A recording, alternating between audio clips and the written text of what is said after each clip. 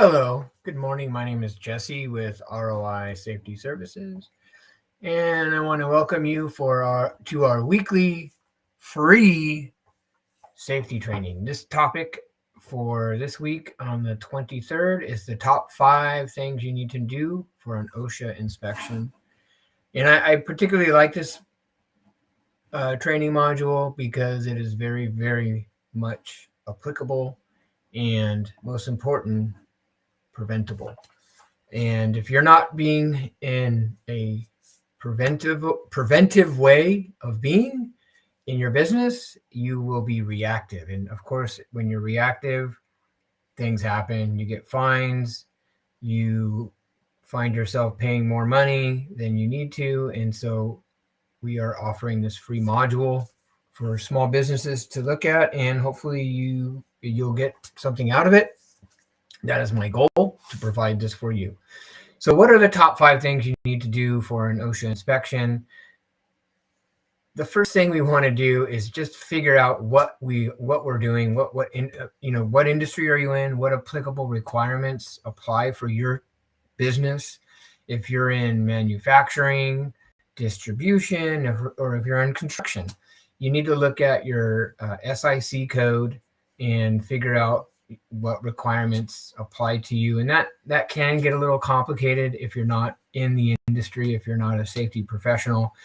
And oftentimes you can go to your workers' comp and they can help you with this. But again, they're not experts in this area, but they definitely can help you. So OSHA inspections can happen at any time.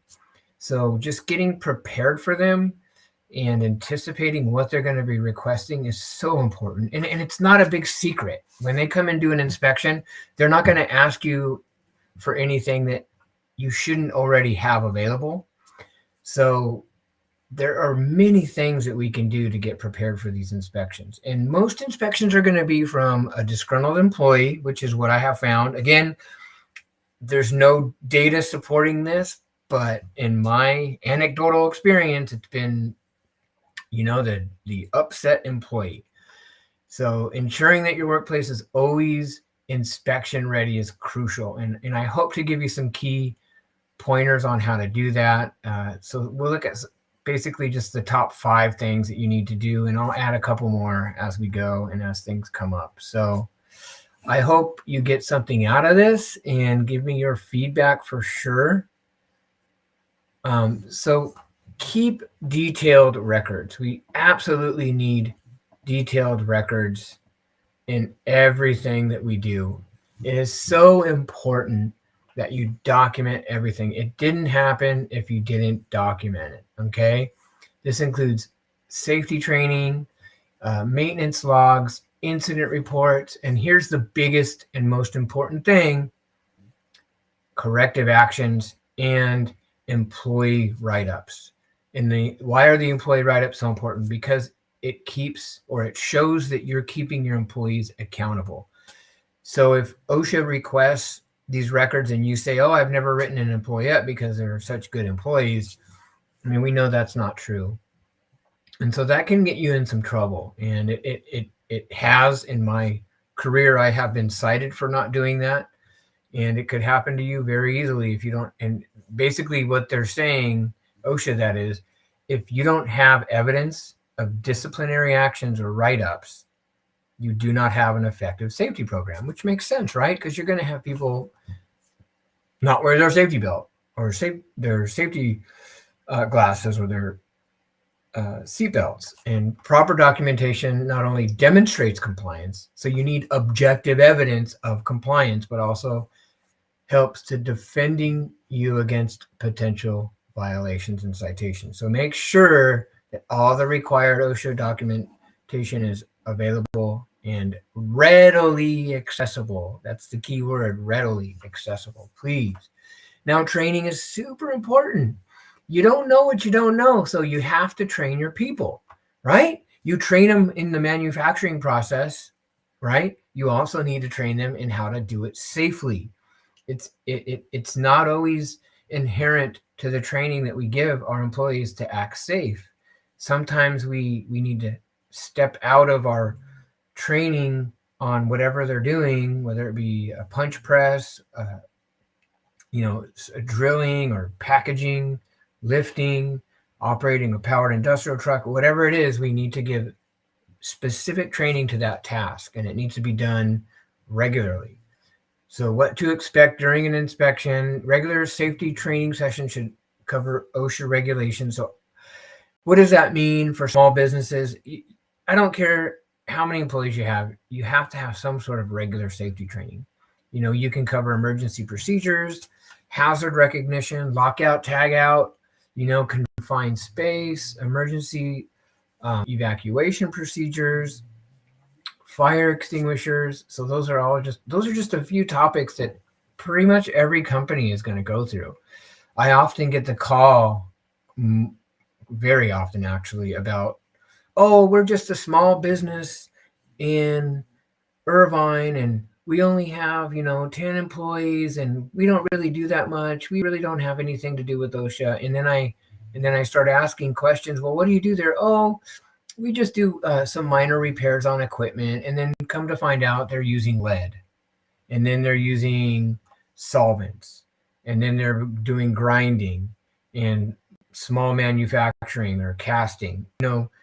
Just because it's a small scope of work doesn't mean the impact is any less. So any less to the employee or any risk to exposure to lead or chemicals or injury. So it doesn't really matter. I mean, it has some influence how big your company is, but if you're dealing with a toxic product, you have to have training. You have to have Proposition 65 warning signs. I've been seeing a lot of companies lately not adhering to that, and that is a big deal in the state of California. So ensure that your employees are familiar with all of your company protocols, document their training, give them the ability to give back or give feedback is super important. Now, we have to provide training. It is the law. We have to ensure that our employees are working safe. So developing a response plan, having a clear response plan for OSHA inspections is definitely the way to go. And it could be something so simple as getting OSHA's checklist. Now, they have a checklist. It's public. Anybody can get to it. When they come and do an audit, you can just get it ahead of time and look at all the things that they're going to request from you. They're going to request workers' comp. They're going to request OSHA 300 logs. They're going to request safety training records and all kinds of safety data sheets, all kinds of records. So getting them all together and having them available is very important. And it may never happen, it may never happen, but at least you'll be ready for it. So once you get all the records and everything you need in place, keep them in a binder or a folder or somewhere where you can get to them pretty quickly. So whoever you designate to manage that, make sure that they understand their role.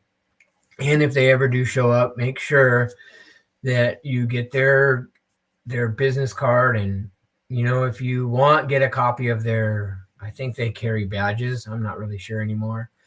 They usually just give out business cards. I've never seen a badge, but it says that in the handbook. So your response plan should include escorting them, making sure that they're shadowed the entire time. And if you're not the owner, it's good to introduce them to the owner, and the owner should be able to, greet them and say hi and, let them know that, you're welcome. We're not doing anything crazy here. Come on in. And then once you do the walkthrough and they do identify some hazards, fix them right then and there. And hopefully the inspector will not give you an NOV, but I have not, the last several audits I've worked on with OSHA, not with OSHA, but with our client, they still put down the NOV. And it was unfortunate, even though it was fixed, they still put it on the report, which, we just got to assume that even though you're fixing things as you walk through, it could be a blocked fire extinguisher or a blocked eye wash station. And if you're going to move it and clear it, in my opinion, they shouldn't put it on the report, but they did. So one of the most critical steps in preparing for an OSHA inspection is addressing any identified hazards. And I can't tell you how important to do audits. Whether you hire ROI Safety Services to come out and do these audits for you, or you do it internally, which is, I recommend both. I recommend doing internal audits frequently, like monthly, and then have someone like ROI come out at least every quarter, depending on your need. But this not only helps maintain a safe environment, but it shows records that you're being proactive. So in getting things done immediately, that is the key. So those are some basic tips on how to, prepare for an OSHA inspection. There's a few other things that we need to do, set up a safety committee, those kinds of things, which I think are really good. Have a really good safety training program, have your injury and illness prevention program or safety manual in place, depending on what state you're in. But one of the things that we can do as a business, as a safety training company or consultant, is we can provide subscription service, which I would really encourage everybody to take advantage of. We would come out every month, every quarter, even twice a year, whatever your budget allows. And we would come out and manage all of your systems, your programs. We would provide training. So everything that OSHA would be looking for, we would have that ready, available, and we would audit it periodically to make sure you are in compliance. For something that's just, a couple $1,000 a year, it's definitely worth it. And we are focused on working with small business to prevent injuries, and most of all, prevent injuries. That's really our purpose, and help you as a business owner or a manager to create an environment that is safe for your employees to work in. So thank you. I appreciate everybody taking the time and watching this. And if you want to learn more about the different services we provide, please give me a call anytime. My name is Jesse, and I am the owner of ROI Safety Services. God bless you and have a wonderful week.